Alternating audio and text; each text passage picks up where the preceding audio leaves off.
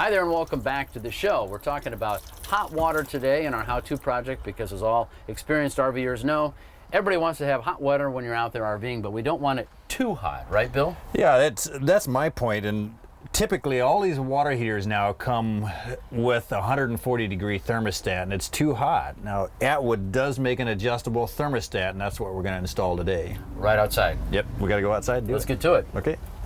This is what we're going to be replacing right here. Yeah, you can see it's even marked on a lot of these. Some of them probably faded, but it says T-stat here, an ECO switch. We want to make sure we leave this ECO, which is emergency cutoff. We want to leave that intact. We don't want to make sure we don't switch those. And we're going to be replacing that thermostat, which is not adjustable, with this thermostat, which is adjustable. Right, this comes in a nice kit, makes a very nice deal. I'm going to pull the wires off. It doesn't matter which way these wires go on.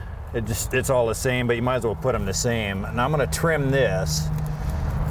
We're not going to be able to reuse this. All it is for looks anyway. It doesn't serve any other function. But once we pull this off, you can see we've literally exposed this thermostat. This is the existing fixed thermostat here. Okay. They're set at 140 degrees, which is most of the time is just too hot. Too hot for me. Way too hot. Okay. Now, there's a little bit of a ring back here. You'll see this plastic ring. You can loosen these clips. See how these clips here, they have some tabs here that hold this real tight here. So we're gonna loosen those just a little bit. And it allows us to spin this ring back here behind this. There's a little plastic ring. Some of the older ones were metal. And a little more finesse, and I think we got it here. It really is a little bit tight, but if you work with it enough, it'll fall down like that. Right. Put that back up there so it won't go anywhere. Yeah. Let's see what we got here. Now there's the old one there. And there's the old one. And this is the new one that's going to be going in there.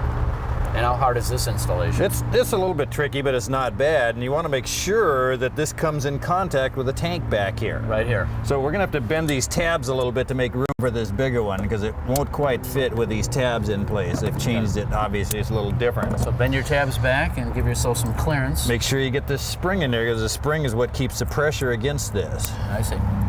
Now make sure it's seated against that tank in there carefully. You got to absolutely have to make sure it's seated or it's going to overheat. It won't be effective.